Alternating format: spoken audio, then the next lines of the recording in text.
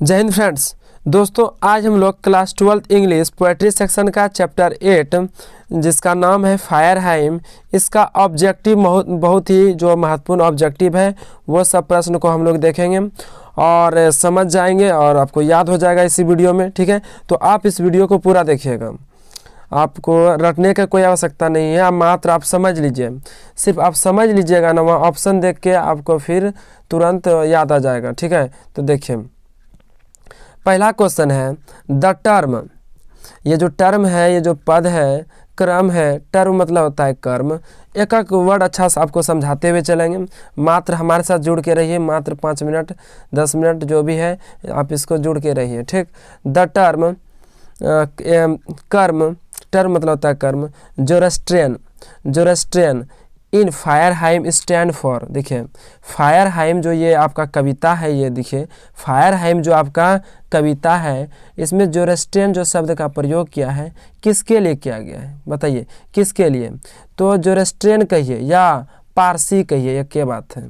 पारसी इसका आपको मिलेगा, ऑप्शन भी इसका मिलेगा नीचे, आपसे थोड़ा सा ऑप्शन नीचे है, उतना ऑप्शन मतलब पहला का थोड़ा सा नीचे आपको दिया गया है। ठीक है, तो क्या आ जाएगा पारसी।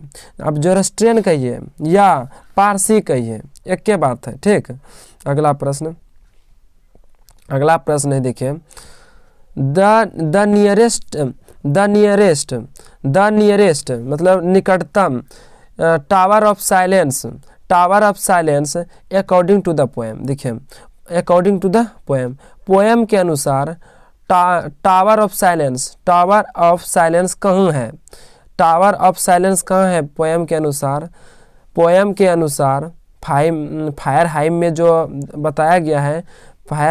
बताया गया है, टावर ऑफ साइलेंस के बारे में। देखिए फायर हाइम कविता में पोएम के अनुसार, फायर हाइम कविता के अनुसार टावर ऑफ साइलेंस कितना दूर है, 1000 मील, 1000 मील दूर है। क्या दूर है बताइए, टावर ऑफ साइलेंस है ना।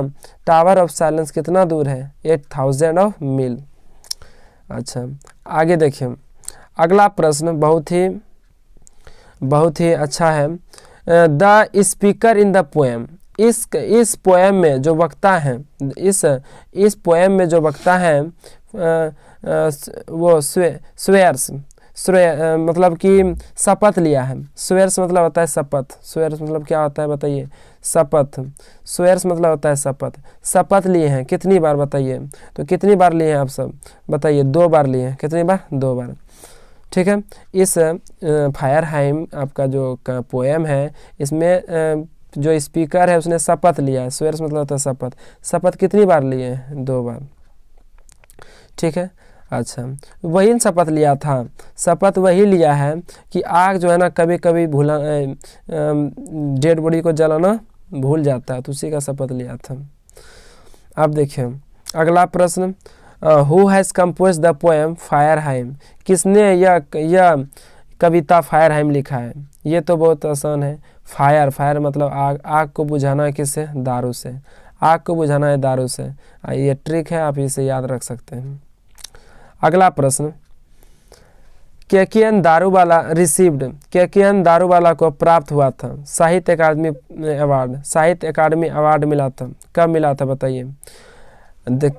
केकेएन दारूवाला रिसीव्ड साहित्य अकादमी अवार्ड। इसको मिला था, कब मिला था, इसको मिला था बताइए कब मिला था।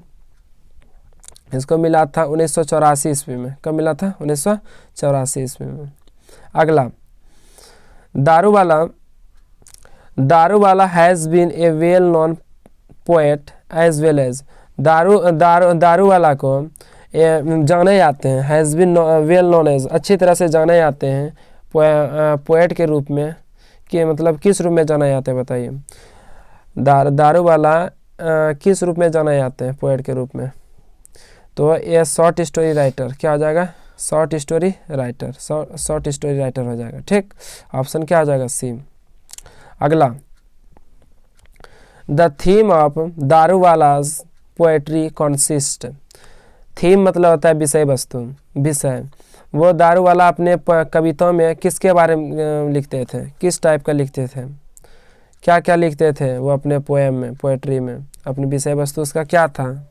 तो वो प्यार के बारे में लिखते थे, मृत्यु के बारे में लिखते थे, प्रभुत्व के बारे में, डोमिनेशन मतलब होता है प्रभुत्व, और किसी का निंदा करना उसके बारे में लिखते थे, और मानव समाज का जो दुर्दशा है उसके बारे में लिखते थे, और जो वायलेंस है ना, हिंसा जो है उसके बारे में लिखते थे। क्या क्या बोले? ये देखिए, थीम मतलब होता है विषय वस्तु। थीम मतलब क्या होता है? विषय वस्तु। तो दारू वाला जो है ना अपने कविताओं में क्या क्या वो लिखते थे, मतलब किस प्रकार का वो कविता लिखते थे? तो वो प्यार वाला भी लिखते थे, मृत्यु वाला लिखते थे, डोमिनेशन मतलब प्रभुत्व वाला लिखते थे, निंदक वाला लिखते थे, निंदा, और मानव समाज का जो दुर्दशा है उसके बारे में लिखते थे, और हिंसा के बारे में लिखते थे। ठीक, अगला प्रश्न 8वां है, दारू वाला पोएट्री इज ए टोटली। दारू वाला का जो पोएट्री था पूरी तरह से क्या किसको ध्यान में रख कर लिखते थे? इम्प्रेशन, यहाँ देखिए इम्प्रेशनिस्टिक मतलब किसी को इम्प्रेशन करना उस तरह का, या सिम्बोलिक मतलब प्रतीकवाद है ना, या प्रतीकवादी कहिए, या आदर्शवादी कहिए, है ना। तो ये हुआ प्रतीकवादी, आदर्शवादी या इम्प्रेशनिस्टिक। तो ये किसी को इम्प्रेशन करते थे, क्या करते थे? इम्प्रेशन। ऐसा लिखते थे कि ताकि दूसरा क्या हो जाए, इससे इम्प्रेस हो जाए, क्या हो जाए? इम्प्रेस हो जाए। अगला, फायरहाइम डील्स विथ। फायरहाइम ने डील किया है, किससे डील किया है? बर्निंग घाट से। किससे? बर्निंग घाट, शमशान घाट से। किससे क्या है बताइए? शमशान घाट से। अगला, the term debauchery. The term debauchery in fire hymn stands for. देखिए, डिबॉचरी इसका क्या मतलब है? फायरहाइम्स में क्या मतलब है बताइए? तो इसका हो जाएगा, डिबॉचरी का मतलब है इमोरल बिहेवियर, अनैतिक आचरण। डिबॉचरी का क्या मतलब है? अनैतिक आचरण, अनैतिक आचरण। ठीक है, क्या हो जाएगा? सी। अगला, Keki Daruwalla has the written the poem. Keki Daruwalla ने क्या लिखा है? तो फायरहाइम। क्या लिखा है? फायरहाइम। अगला प्रश्न, कैकियन दारूवाला इज एन, है ना, is all the dash poet. तो क्या थे? तो कैकियन दारूवाला जो है ना इंडो एग्लियन थे। क्या थे? इंडो एग्लियन मतलब कि किसी दूसरे देश से आता है कोई आदमी, इंडिया दूसरे देश से आया और इंडिया में रह गया, उसके पूर्वज। तो क्या कहेंगे इसको? Indo Anglian. अगला प्रश्न, Keki Daruwalla was a dash by religion. वो धर्म से, कौन धर्म से थे? तो पारसी। जोरस्ट्रेन कहिए या पारसी कहिए, एक के बात है। अगला,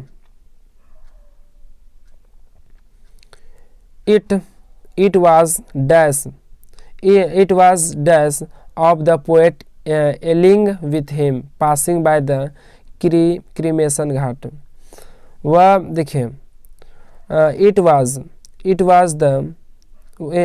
द क्या हो जाएगा? फादर के साथ न गए थे वो पोएट जो गए थे, किसके साथ गए थे? फादर के साथ गए थे, है ना। वहाँ पे जो घाट जो था ना जल रहा था, जो वहाँ पे जो घाट था वहाँ पे गए थे किसके साथ? फादर के साथ गए थे, है ना। अगला, द डैश फॉरगेट्स। कौन भूल जाता है कभी कभी? देखिए, sometimes it leaves the dead body half burned. कौन कभी कभी भूल जाता है डेड बॉडी को जलाना, अधूरा जलाता है? कौन बताइए? फायर। इसे फाइव ने कोई गलती है, फायर यहाँ आर होगा, क्या होगा? आर। FC नंबर गलती दे दिया उसमें ऑप्शन, फायर होगा, क्या होगा? फायर। आग जो है ना कभी कभी डेड बॉडी को जलाना भूल जाता है। अगला है the cremation of dead bodies, है ना। डेड बॉडीज जो है ना, तो डेड बॉडीज का दाह संस्कार क्रीमेशन मतलब होता है दाह संस्कार। क्या होता है? दाह संस्कार। दाह संस्कार, दाह संस्कार होता है। क्रीमेशन मतलब क्या होता है? दाह संस्कार। तो डेड बॉडी का दाह संस्कार कुछ अलग तरीके से होता है, कुछ अलग तरीके से होता है। कौन धर्म में? पारसी धर्म में। कौन धर्म में बताइए? पारसी। कौन सा धर्म में डेड बॉडीज़ का दाह संस्कार कुछ अलग तरीके से होता है? तो पारसी धर्म में। किस धर्म में? पारसी धर्म में। अगला प्रश्न, द स्पीकर इन फायरहाइम, इस फायरहाइम में वक्ता बिलोंग टू ली आयोन बिलोंग्स टू डैश रिलीजन। कौन धर्म से बताइए? तो जोरोस्ट्रियन कहिए या पारसी कहिए, एक के बात है। डैश स्वेयर्स, कौन शपथ लेते हैं? तो कौन शपथ लेते हैं बताइए? To save fire from the scene of forgetfulness, जो आग जो है ना कभी कभी जो भूल जाता है ना, उसको पाप रहित करने के लिए कौन लिए थे शपथ? स्वेयर्स मतलब होता है शपथ। कौन शपथ लिए थे? तो कौन लिए थे? चूँकि फायर को बुझाना है किसे? दारू से, दारू वाला। क्या किया? दारू वाला। अगला 19 है, केकियन दारू वाला कॉन्साइंड मतलब होता है सौंपना। कॉन्साइंड मतलब क्या होता है? सौंपना। तो इन्होंने सौंपा, केकियन दारू वाला ने सौंपा अपने न्यू बॉर्न को, अपने नए शिशु को आग के लिए, है ना। किसको सौंपा था केकियन दारू वाला ने? तो अपने बेटा को, ठीक, सौंपा। 20वां प्रश्न, द डैश चाइल्ड वाज कॉन्साइंड, मतलब किस बेटा को तो सौंपा था, लेकिन पहला बेटा को या दूसरा बेटा को या तीसरा बेटा को? देखिए, केकियन दारू वाला ने अपने दूसरा बेटा को सौंपा था, या तीसरा बेटा को आग के हवाले सौंपा था, या कितने बेटा को बताइए? तो हो जाएगा पहले ही बेटा को। किसको? पहले बेटा को आग के हवाले क्या कर दिया था? सौंप दिया था। अगला प्रश्न, dash belongs to Zoroastrian religion, कौन जोरोस्ट्रियन धर्म से थे? तो Keki N Daruwalla. The poet sees the red hot, poet ने देखा आग, अंगारे को, है ना। आग देखा, एक लाल आग को देखा। किसके? अंगारे, ना। एम्बर्स मतलब होता है अंगारा। एम्बर्स मतलब क्या होता है? अंगारा। जो आग का जो अंगारा है उसको देखा, लाल जो अंगारा है उसको देखा। We saw embers losing their cruel redness, is taken from, ये जो लाइन है कहाँ से लिया गया है? तो ये लाइन लिया गया है आपका फायरहाइम। रेडनेस वाला बात है यहाँ पे, है ना। तो ये तो क्या हो जाएगा? फायरहाइम्स। अगला, as I consigned my first born, देखिए यहाँ फर्स्ट बोर्न है ना, यहाँ बात आया है। To the flames is written by, किसके द्वारा लिखा गया है? क्या किया? दारू वाला के द्वारा।